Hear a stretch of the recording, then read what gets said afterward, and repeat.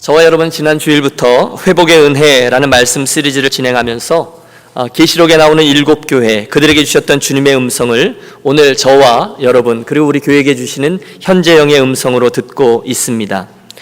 요한계시록 2장과 3장에는 당시 소아시아에 실제하고 있었던 7개의 교회를 향해서 주님 특별한 의도를 가지고 해주신 말씀들이 기록되어 있습니다. 예수님께서는 이 말씀들을 통해서 참 그리스도인과 참 교회에게 반드시 있어야 할 꼭 회복되어야만 한 그런 7개의 표지들을 가르쳐주고 계십니다. 첫 시간이었던 지난주에 우리는 수고도 있었고 인내도 있었고 진리도 있었지만 가장 중요한 처음 사랑을 버렸노라 라고 말씀하셨던 그 에베소 교회를 만났습니다. 주님 말씀하셨어요. 그러므로 그 처음 사랑을 어디서 떨어뜨리는지를 생각하고 정말로 생각하고 회개하고 돌이켜서 그것을 되찾으라 말씀하셨습니다. 그때나 오늘이나 우리에게 소원하시는 주님 회복의 은혜는 처음 사랑이라는 것이죠. 우리 옆에 계신 분께 다시 한번 권면하면서 인사 나누겠습니다. 첫사랑을 회복합시다. 첫사랑을 회복합시다. 예.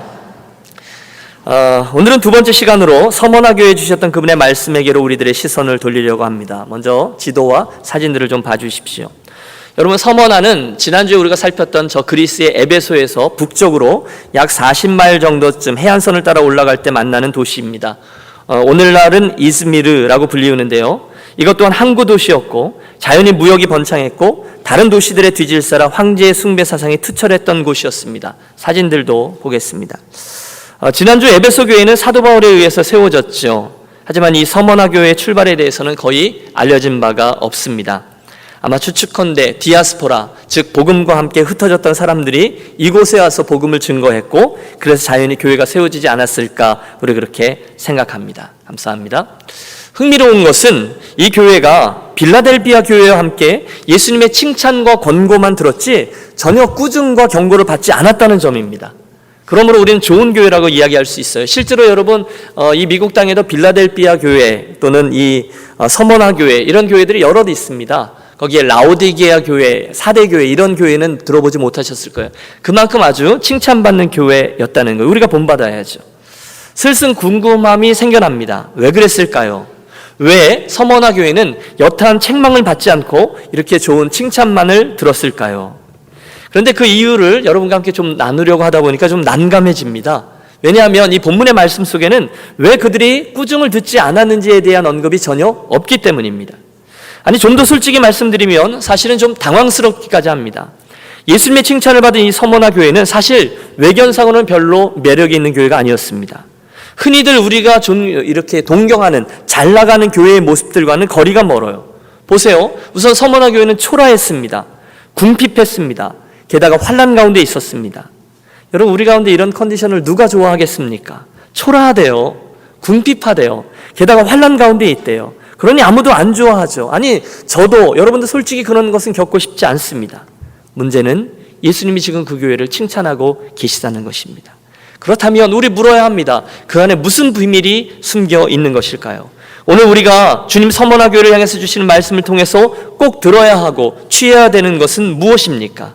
우리 함께 저 1세기의 서머나 교회에게로 여행을 떠나 보겠습니다.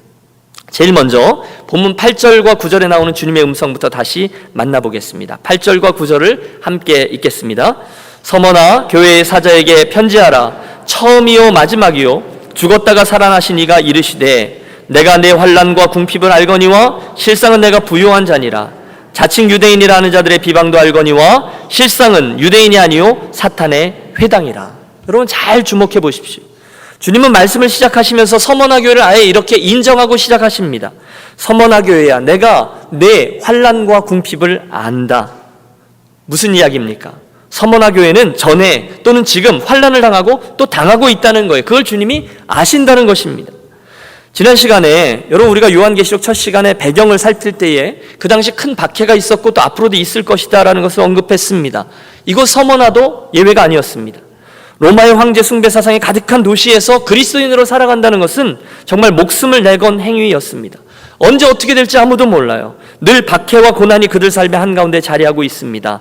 본문은 그 중에 이 서머나 교회의 성도들이 처해 있던 특별한 어려움 하나를 지적하는데요. 그것은 바로 유대인들에 대한 것입니다. 자칭 유대인이라 하는 자들의 비방도 안 오니 실상은 유대인이 아니요 사단의 회당이라. 여러분, 서머나 교회 성도들은요, 지금 유대인들을 통한 비방, 회방으로 인해서 환난을 당하고 있습니다. 저는 그런 그림을 그려봅니다. 물론 처음에 로마의 통치자들은 그 제국에 있었던 유대인들이나 그리스도인들이나 다 비슷한 부류의 사람들로 여겼을 겁니다. 그렇죠. 유대인들이고 그곳에서 출발했잖아요. 하지만 곧 그 유대인들이 나서서 그게 아니라고 선을 긋습니다. 그리고는 그리스도인들을 비방합니다. 고소합니다. 그리스도인들과 우리 유대인들과는 완전 다른 부류입니다. 저들은 로마가 추구하는 세계 평화를 파괴하고 황제 숭배를 거절하는 자들입니다. 사도행전에 보시면 우리는 당시 유대인들이 얼마나 악랄하게 그리스도인들을 핍박했는지를 볼 수 있습니다. 사도행전 13장, BCD 안디옥에서 많은 이들이 바알의 말을 듣기 위해서 이렇게 모였습니다. 그때 유대인들이 그 도시의 유력자들, 그 도시의 경찰청장이나 국회의원 이들을 충동질해서 사도 바울을 내쫓습니다. 그가 다가 아닙니다. 곧이어 그들은 그 옆에 있는 이고니온과 루스드라에게까지, 즉 남의 동네까지 따라와서 사람들을 선동합니다. 그래서 사도 바울은 그곳에서 실제로 돌에 맞아 죽습니다. 아니, 사실은 죽은 것처럼 돼서 내어 버려지죠. 훗날 유대인들은 데살로니가에서 폭동을 일으키고요, 고린도에서는 얼마나 복음을 대적했던지 사도 바울이 참다 화를 내고 그 발의 먼지를 떨어내면서 너희의 유대인들이 이렇게까지 복음을 거절하고 회방하니 나는 이제 이방인들에게 가노라 발걸음까지 돌리게 만듭니다. 3차 전도여행을 다 마친 사도 바울이 예루살렘에 들어가자 어떻게 해서든지 그를 죽이려고 하던 자들도 유대인들이었습니다. 우리가 바울을 죽이기는 전에는 먹지도 않고 마시지도 않겠다. 암살 특공대까지 조직해요. 누가요? 유대인들입니다. 그런데 그 유대인들이 이곳 이방 도시 서머나에서도 동일한 회방을 놓고 있는 것입니다. 그래서 당하게 된 서머나 교회의 환란이 이어지는 말씀에 보면 네 가지로 묘사되어져 있습니다. 첫 번째는 궁핍이에요. 9절, 내가 내 환란과 궁핍을 알거니와. 여러분, 당시 서머나는 무역이 발달한 항구 도시였다고 말씀드렸습니다.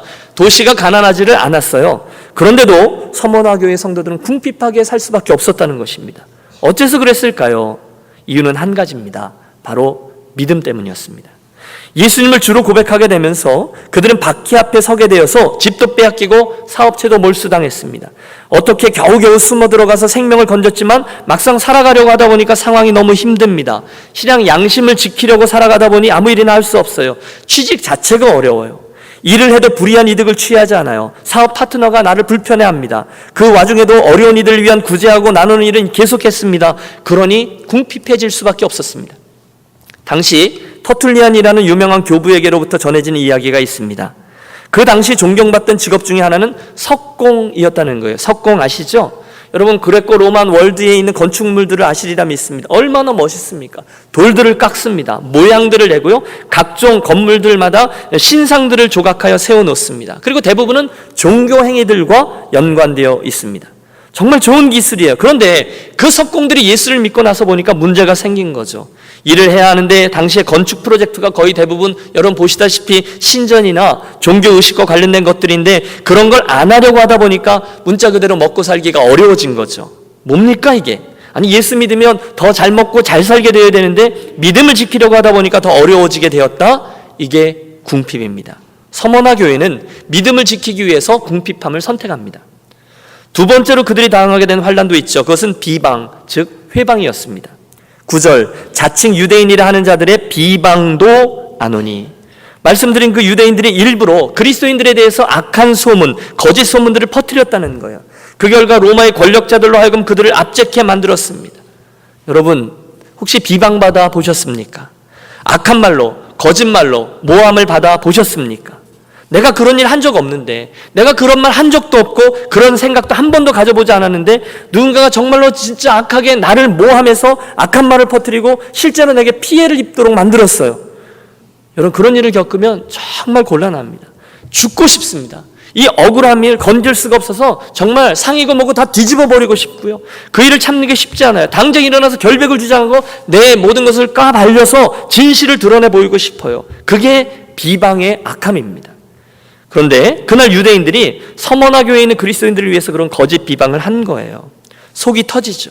그런데 기억하십시오. 그때 주님은 그런 유대인들의 실체에 대해서 이렇게 말씀합니다. 그들의 실상은 유대인이 아니요 사단의 회당이라.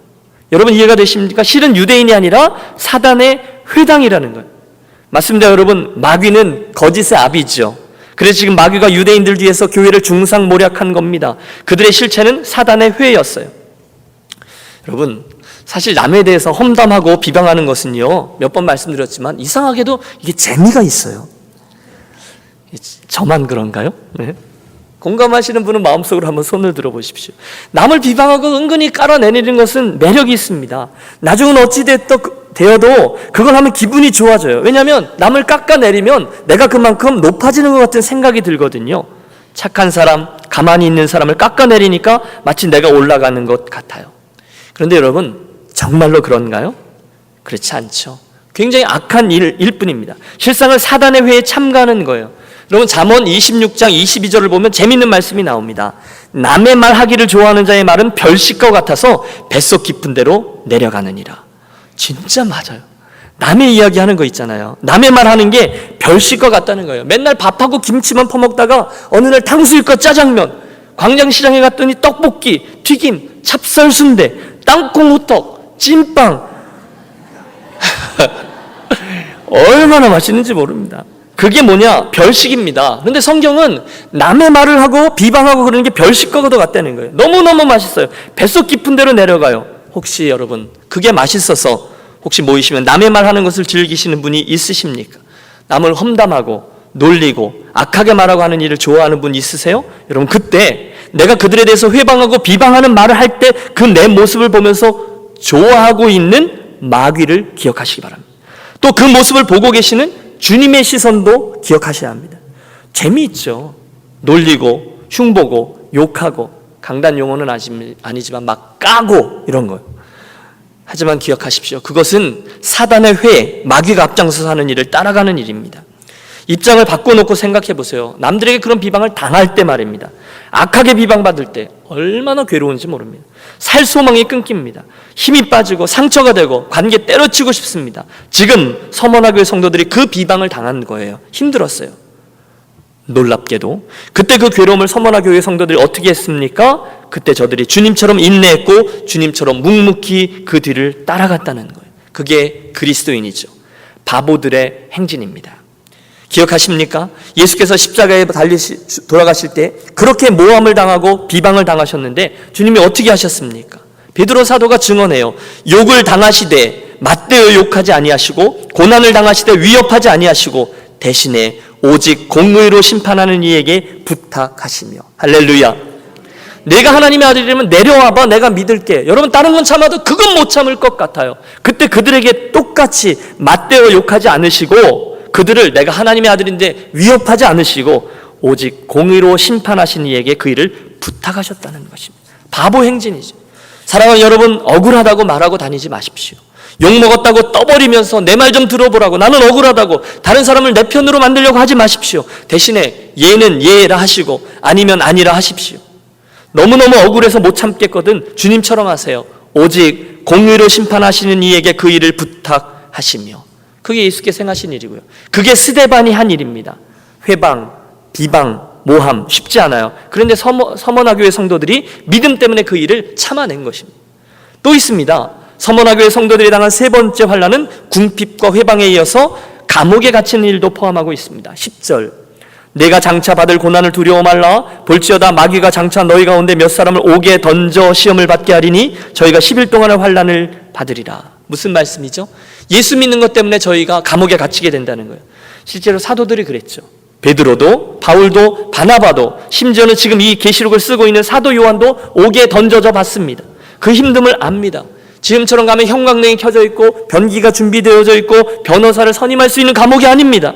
거기는 한 번 들어가면 기약이 없어요. 건강이 상하면 죽는 게 더 쉬워요. 그게 당시의 감옥입니다. 그런데 주님이 말씀하세요. 마귀가 너희들 가운데 몇 사람을 옥에 던져 시험을 당하게 할 것이다. 여러분, 그러니 누가 좋아하겠습니까? 예수 믿느라고 감옥에 던져진다면, 여러분 예수 믿는 일 때문에 저와 여러분이 감옥 속에 갇히게 된다면 오늘 이 자리에 계신 분들 가운데 과연 몇 분이나 끝까지 믿음을 지켜내겠습니까? 하지만 마귀가 주는 박해의 어려움은 거기서 멈추지 않습니다. 더 힘든 환난도 있게 될 거라는 말씀이 들려오는데요, 그 다음에 나오는 주님의 말씀이에요. 내가 죽도록 충성하라. 그리하면 내가 생명의 관을, 생명의 면류관을 내게 주리라. 여러분, 뭐라고 하십니까? 충성하는데 어떻게 충성하라고요? 죽도록. 죽기까지 충성하라는 것입니다. 그렇다면 이 말 속에 담겨져 있는 전제가 하나 있습니다. 그건 충성하다가요, 끝까지 내가 믿음대로 해보기 위해서 충성하다가 정말로 죽는 일이 생길 수 있다는 것입니다. 순교입니다.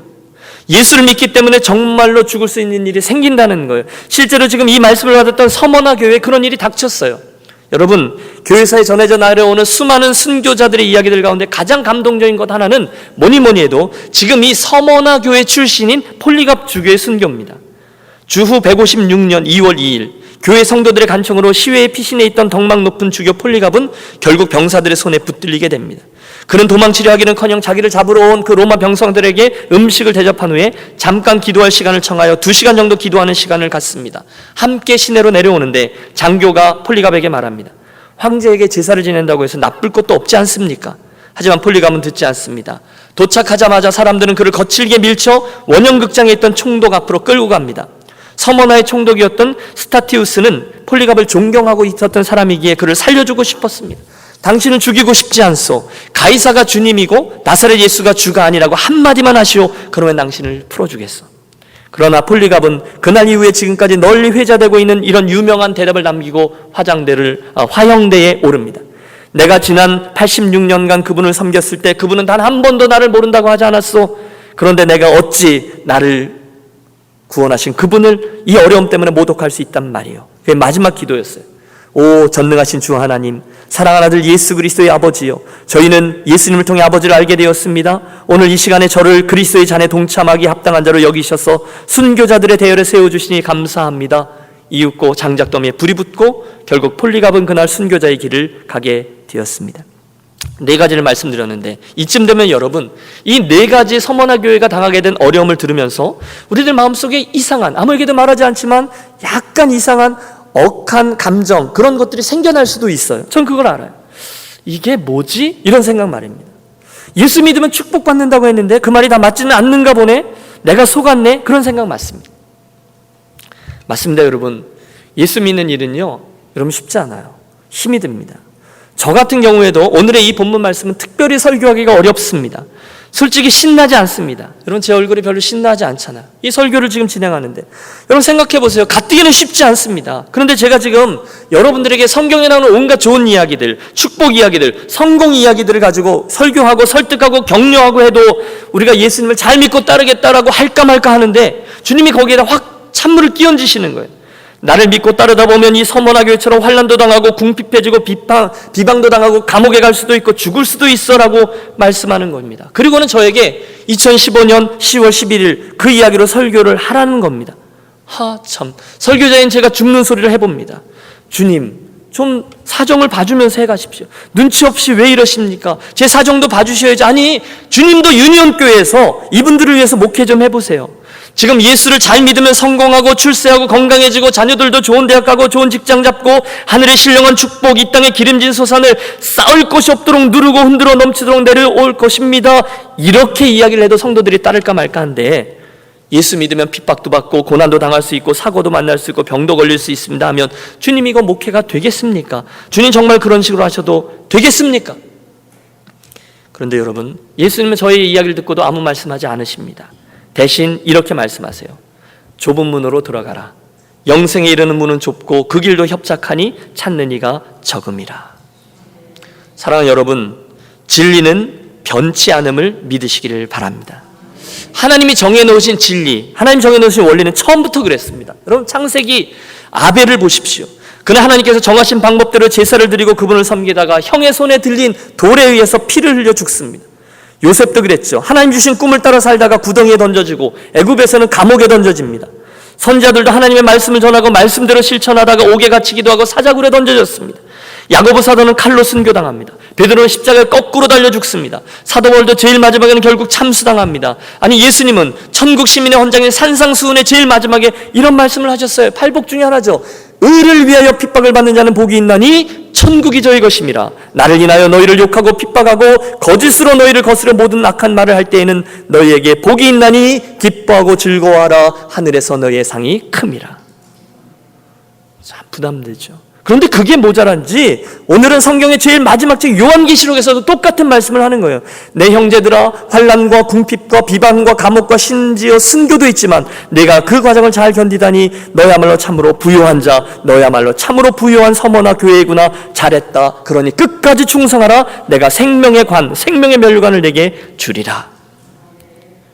아멘 하셨지만 여전히 아멘 속에 얼마나 큰 부담이 있습니까? 좁은 맞아요. 좁은 길 맞습니다. 주님을 구원자요, 나를 천국으로 인도하는 분으로 따르는 것은 쉽지만 초대교회 성도들이 하듯이 그 상황에서 주, 퀴리오스라고 고백하고 따르는 것은 결코 쉽지 않습니다. 별로 원치 않습니다. 듣기가 썩 유쾌하지 않아요. 하지만 여러분, 이것은 진리입니다. 따라해 주세요. 이것은 진리입니다. 원래 복음은, 원래 진리는 하나님의 뜻을 따르는 이들은 늘 세상으로부터 어려움을 받았습니다. 복음을 진지하게 따르려는 교회는 반드시 박해를 받았습니다. 기독교 역사를 보십시오. 고난은 모든 참된 그리스도인들과 바른 교회 공동체들에게 늘 있어왔던 참교회의 표지예요. 그리고 그 고난 가운데 끝까지 충성하는 것, 그것이 참 성도와 교회의 표지라는 거예요. 우리가 그걸 회복해야 된다는 거예요. 오늘도 세계 곳곳에 여러분은 럭키예요. 전 세계를 다녀보십시오. 미국과 같은 나라가 없습니다. 이렇게 자유롭게 예수를 믿고 이렇게 자유롭게 우리가 할 수 있고 권리를 보장받고 이렇게 풍요하게 살 수 있는 곳은 없습니다. 오늘도 전 세계 곳곳에 예수를 주라고 고백하는 일 때문에 죽임을 당하고 목배임을 당하고 산채로 화형에 처해지는 일이 비일비재합니다. 그게 정상이라는 거예요. 주님의 음성을 들어보세요. 모든 사람이 너희를 칭찬하며 화가 있도다. 그들의 조상들이 거짓 선자들에게 이와 같이 하였느니라. 세상이 너희를 미워하리라. 사람들이 나를 박해하였으니 너희도 박해할 것이라. 세상에서는 너희가 환난을 당하나 담대하라. 내가 세상을 이기었노라. 이런 분위기가 심상치 않습니다. 그러면 이 말씀을 들은 저와 여러분에게 숙제가 생깁니다. 듣기 너무너무 부담됩니다. 여러분 이야기를 계속 어떻게 더 30분을 듣겠어요. 그렇지만 숙제가 있어요. 참 힘들지만 이 진리인 말씀을 듣고 이제 우리가 어떻게 반응을 해야 하는가라는 것이 숙제입니다. 우리가 회복의 은혜가 이번 주제인데요. 회복의 은혜를 기대하고 기도할 때 구체적으로 우리 삶에 어떤 회복을 구해야 합니까? 적용에 대한 말씀이 되겠습니다. 전 세 가지를 나누고 싶어요. 첫 번째, 우리는 이 고난에 대한 메시지를 저와 여러분의 혹시 왜곡되어져 있는 영성을 깨우는 일로 사용하기를 원합니다. 생각해 보십시오, 여러분. 오늘날 세상에 있는 많은 사람들이 생각하고 있는 하나님은요, 아니 어쩌면 우리 교회 공동체 안에서도 우리 가운데도 여러분들이 생각하고 있는 하나님은요, 내가 좀 더 나아지고 좀 더 미래에 부해지고 좀 더 성공하도록 나를 도와주시는 하나님일 수 있어요. 우리는 그런 하나님을 찾아요. 물론 맞아요. 저도 여러분도 그런 하나님을 믿고 또 찾습니다. 예수 믿으면 그 가정이 축복을 받습니다. 여러분 분명히 밝히건대 저는 그 축복을 믿습니다. 저는 그 축복의 수혜자예요. 저는 그것을 경험해 봤어요. 그리고 여러분들에게도 그런 축복이 있게 되기를 소원하고 또 기도합니다. 저는 예수를 믿으면 의사가 포기한 병이 낫는 일도 보았어요. 제 가정에도 그 기적이 있었어요. 목회하면서 보다 보니까 어느 날 암덩어리가 흔적도 없이 사라지기도 하고, 신유의 은사죠. 죽었던 신경이 되살아나기도 하고, 우리가 몇 주 전에 보셨죠. 멈추었던 심장이 다시 뛰기도 해요. 할렐루야. 그것뿐이 아니죠. 예수 믿고 구했더니 망했던 사업이 다시 일어나기도 하고, 저는 정말로 믿어요. 그걸 매일매일 구합니다. 매일매일 저의 자녀들과 여러분들을 위해서 그것을 구합니다. 하나님, 무탈하게 가는 게 하나님의 은혜가 아니고서는 안 되는군요. 우리 사랑하는 유년교회 성도들의 삶을 복 주셔서 성령님 오늘도 저들을 사로잡아 주시고 푸른 초장과 실만한 물가로 인도해 주시고 형통케 하시고 건강하게 하시고 나쁜 일 생기지 않게 하시고 깨어있게 하시고 사업도 잘 되게 하시고 자녀들도 좋은 대학 가게 하시고, 진심으로 저는 여러분들을 위해서 그런 축복을 믿고 또 간구합니다. 그러나 동시에 오늘 서머나교회에 주신 주님의 말씀은 그게 다가 아니라는 것을 우리에게 가르쳐 줍니다. 반쪽만 맞는다는 거죠. 대신에 하나님은 혹시나 우리들 가운데 누구에게 당신의 선한 뜻 때문에 그런 축복이 아니라 다른 방법으로 당신께 영광을 돌리는 삶을 원하실 때, 하나님 그때조차도 우리 유년교회 성도들의 삶이 사망의 음침한 골짜기를 지나도 그때조차도 여호와의 목자 되심을 분명히 믿고 주의 지팡이와 막대기의 인도함을 받으며 믿음 잃지 않고 감사하며 기도하며 죽도록 충성하는 성도들이 되게 하여 주시옵소서. 그것도 기도합니다. 첫 번째 적용이에요. 여러분, 사명, 주신 축복은요, 사명의 렌즈로 보지 않으면 반드시 재앙이 됩니다. 여러분 손에 주신 것, 축복은 사명의 관점으로 보셔야 돼요. 저를 따라해서 적용합니다. 사명을 생각하고 영성을 깨우라. 사명을 생각하고 영성을 깨우라. 두 번째 적용도 있습니다. 여러분, 이 고난에 대한 메시지를 듣고서 오늘 우리가 믿는 이 믿음을 너무 단순화시키면 안 될 것이다 라는 생각도 해봅니다. 비슷한 얘기예요. 하나님이 나에게 말씀하시는 축복의 공식에 저와 여러분의 삶이 맞춰질 수도 있지만, 반대로 내가 만들어 놓은 축복의 공식에 하나님이 갇혀 있을 수도 있다. 그러면 안 된다는 것을 또한 기억하자는 거예요. 무슨 말씀인가 하면, 주님을 의지하면 이제 고생 끝 행복 시작이다 라는 공식이 맞을 수도 있어요. 실제로 우리가 그것을 구하기도 해요. 하지만 혹시나 더 큰 당신의 섭리 가운데 이 공식이 맞지 않을 수도 있다, 신비로운 방법이 있을 수 있다는 것을 저와 여러분이 인정한다는 거예요. 지금 이 서머나 교회가 그 케이스입니다. 하나님이 이 교회에게 기대하셨던 바는 그들이 큰 믿음으로 고난 가운데서도 끝까지 주님을 향한 믿음을 버리지 않고 지켜내며 충성하는 거예요. 물론 환난이 있을 겁니다. 그러나 그 가운데 정결한 믿음과 영성을 지켜내는 것을 명하셨어요. 어려워요. 그런데 주님이 그걸 원하셨어요. 벳세다 광야 생각해 보십시오. 오병이어의 기적, 보리떡 5개에 물고기 2마리로 남자만 5,000명이나 되는 그 수많은 무리들이 입을 떡 벌리고 다물지 못하고 있습니다. 눈앞에 거짓말과 같이 엄청난 뷔페 식당이 공짜로 문을 연 거예요. 주님이 축사하시사, 여러분, 축사하는 주님의 손에 비밀이 있죠. 보리떡 5개에 물고기 2마리가 5,000명을 다 넉넉히 먹이고 배부르게 만드는 엄청난 역사가 일어났습니다. 표적입니다. 요즘 젊은이들이 잘 쓰는 말대로 우와 대박인 것입니다. 그런데 그 다음 장면이 중요합니다. 그 다음 날 허다한 무리들이 그 주님을 찾아 구름대와 같이 몰려들었습니다. 여러분, 5,000명이 아니라 10,000명은 되지 않았을까요? 하지만 주님이 벌써 사라지셨어요. 건너편 마을로 가셔서 당신의 해야 될 일을 하고 계십니다. 눈치 빠른 대중, 얼른 예수님이 차려주시는 뷔페 식당을 찾아서 거기까지 어떻게 알고 찾아옵니다. 어떤 이들은 당신을 억지로 잡아 임금 삼으려 했다라고 성경은 기록하고 있습니다. 주님이 모르실 리가 없죠. 그래서 말씀하세요. 너희가 기대하는 식당 오늘 나 안 연다, 이러는 겁니다. 너희가 나를 찾은 이유는 표적을 본 까닭이 아니오 먹고 배부른 까닭이라. 뭡니까? 오늘은 떡 안 만들어 주시겠다는 겁니다. 그게 다가 아니라는 것입니다. 그러자 나온 사람들이 좀 섭섭해지기 시작합니다. 아니, 오늘 저와 여러분도 섭섭해질 수 있어요.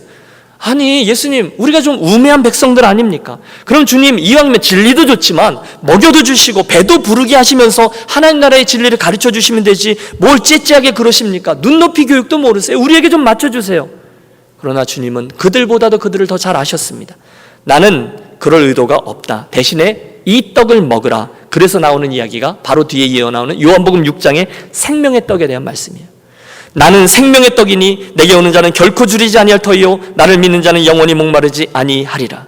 나는 하늘로부터 내려오는 떡이니 사람이 이 떡을 먹으면 영생하리라.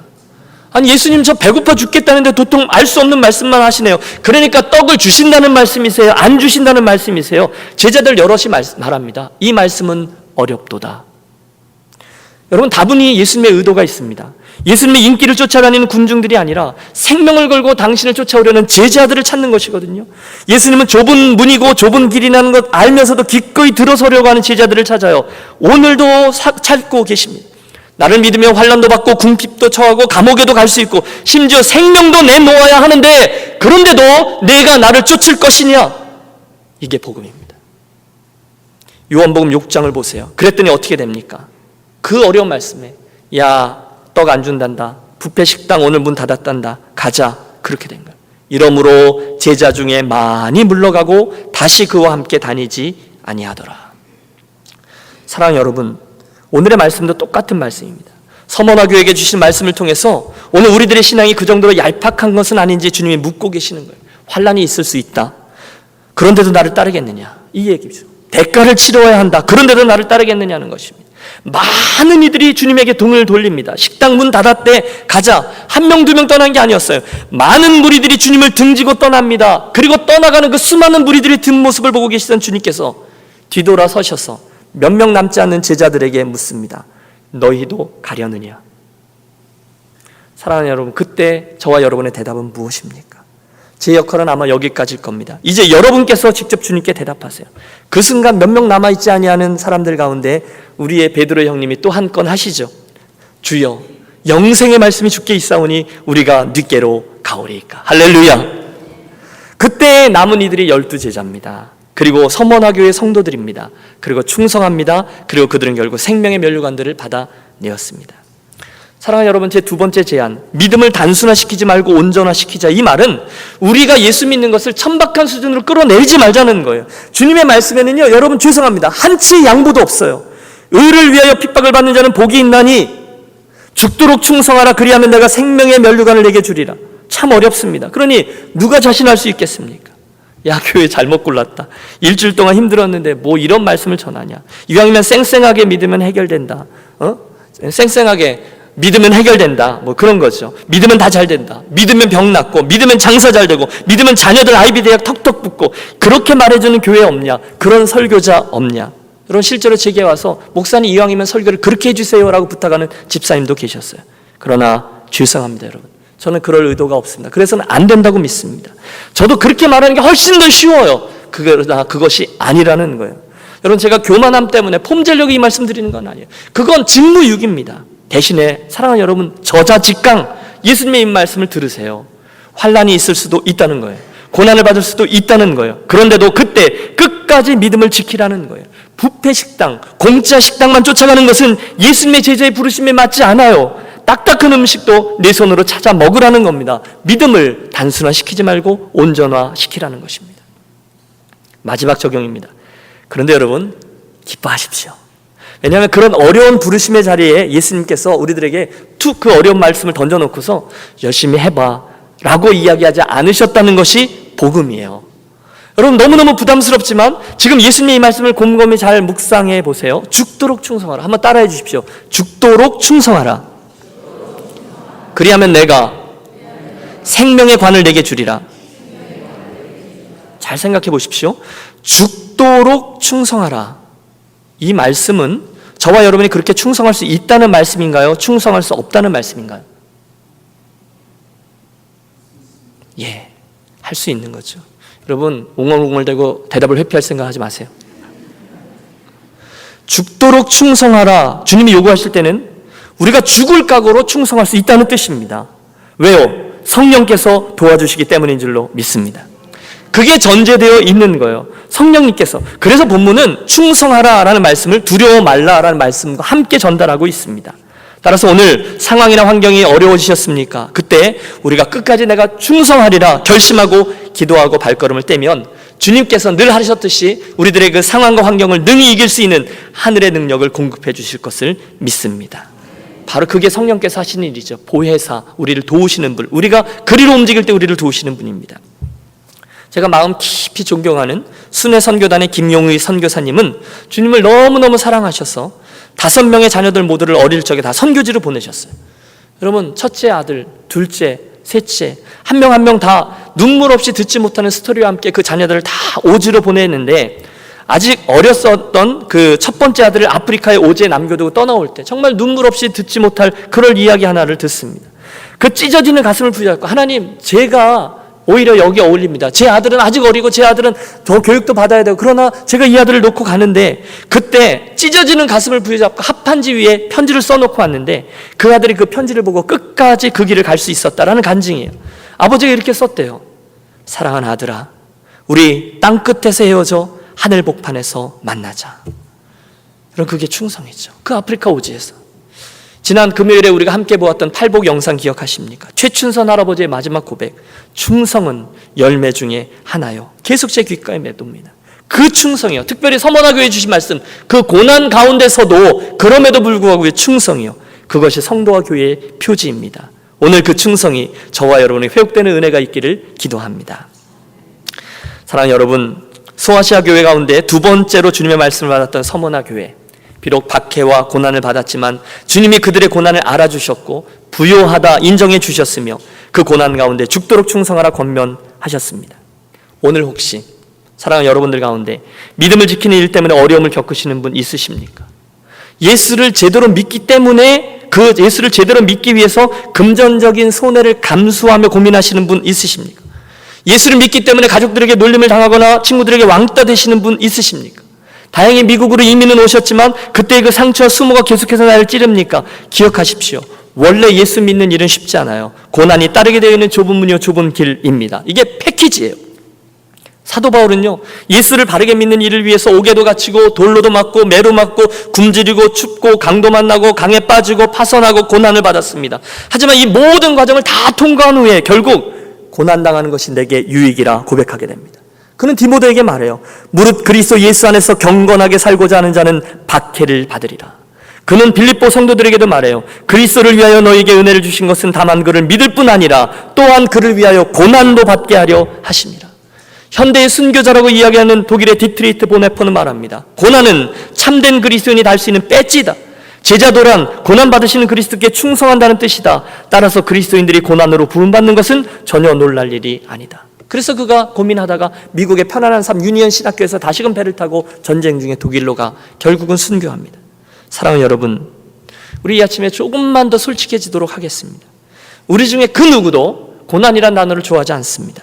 그래서 우리가 믿는 이 믿음이 세상적인 가치와 이렇게 부딪히면 종종 타협을 하거나 한 걸음 뒤로 물러서서 문제거리를 만들지 않으려는 경향이 있어요. 여러분, 저는 충분히 이해합니다. 저도 그래요. 당연합니다.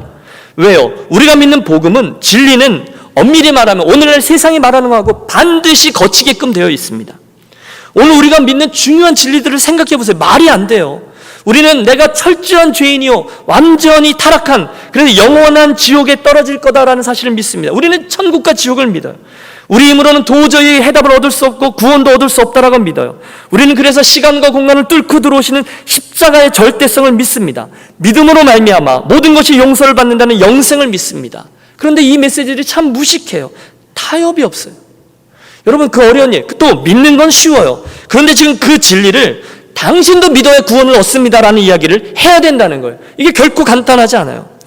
여러분, 그런 얘기를 해보세요. 그때 우리는 압니다. 그분의 시선이 싸늘해집니다. 왜 그렇게 사냐고, 지금이 어떤 세상인데 그런 말을 믿냐고, 어떻게 나에게 그런 무례한 이야기를 하며 믿으라고 강요할 수 있느냐고 기분 나빠합니다. 레즈비언 주교가 성공인지 제가 기억을 정확히 못하겠어요. 이민 오는 이슬람 사람들 때문에 교회에 있는 십자가를 다 없애야 한다. 그들 존중해야 했고 그 다음에 이야기를 해야 된다. 그런 이야기가 나오는 거예요. 그런데 그런 걸 하다 보면 그게 박해겠죠. 그럼 우리는 얼른 주제를 옮겨서 불편한 일들을 없애고 타협을 모색하려고 합니다. 뭐하러 그 사람들이랑 갈등하냐? 그래서 박해를 피해갑니다. 그것뿐이 아닙니다. 좀 더 현실적인 이야기를 해보죠. 저와 여러분이 신앙적인 양심을 따라서 살려고 할 때 우리는 세상에 문제가 됩니다. 주변 사람들이 우리를 불편하게 될 겁니다. 예수 믿는 사람답게 정직하게 사업을 해야 한다고 합니다. 세금을 똑바로 내자고 합니다. 돈을 사랑하지 말라고 합니다. 지금 형편을 자족하며 감사하라고 합니다. 정결한 삶을 살라고 합니다. 겸손히 희생하며 살려고 합니다. 바보처럼 충성하라고 합니다. 여러분, 진짜 인기 없는 이야기들이에요. 그런 이야기하면 정말 요즘 세상에 그렇게 해서 어떻게 사업을 하냐 그렇게 여깁니다. 그 사람이 나를 불편해합니다. 그래서 우리는 또 타협을 하죠. 그 진리를 잠깐 옆으로 비껴놓고 얼른 딴 이야기로 화제거리를 돌립니다. 기억하십시오. 그때 저와 여러분은 하나님의 시선보다 사람들의 시선을 더 중시하는 배교자가 되는 것입니다. 사랑하는 여러분, 이 메시지를 주님의 마음으로 권합니다. 우리가 믿는 복음과 진리의 수준을 우리 편한 대로 우리 수준으로 낮추지 마십시오. 주님, 이해해 주십시오. 뭐가 좋다고 문제를 만듭니까? 좋은 게 좋은 거죠. 그러나 주님이 말씀하세요. 장차 받을 고난을 두려워하지 말라. 대신 죽도록 충성하라. 그리하면 내가 생명의 관을 내게 주리라. 믿습니까? 여러분, 유니온교회 성도는 주님의 이 말씀을 위로로 받으십시오. 오늘 11절의 말씀을 합독하고 말씀을 마치겠습니다. 11절입니다. 귀 있는 자는 성령이 교회들에게 하시는 말씀을 들을지어다. 이기는 자는 둘째 사망의 해를 받지 아니하리라. 아멘. 사랑하는 믿음의 형제자매 여러분, 서머나 교회에게 주셨던 그 말씀을 절대로 흘려듣지 마십시오. 저와 여러분도 진실되게 예수를 믿으면 이 미국 땅에서조차 분명히 고난을 당하게 될 것입니다. 그러나 두려워하지 말고 끝까지 충성하고 죽도록 충성하겠습니다. 처음이요 마지막이요 죽었다가 다시 살아나신 예수께서 저와 여러분의 그 고난 가운데 감당하는 수고를 아시고 우리를 부요하다 칭찬하십니다. 그리고 우리들 인생의 경주가 끝나는 날 생명의 관을 통해서 둘째 사망의 해를 받지 않도록 축복하실 것입니다. 여러분, 담대하십시오. 그리고 우리 마음을 결정하고 오늘 이 주님의 이 말씀에 반응해서 고난 가운데 혹시 예수 믿는 일 때문에 불편해지는 가운데서도 끝까지 믿음으로 충성하여 생명의 면류관과 영생의 소유자가 되시는 저와 여러분이 되시기를, 그 회복의 은혜가 있는 이 아침 되시기를 주의 이름으로 축원합니다.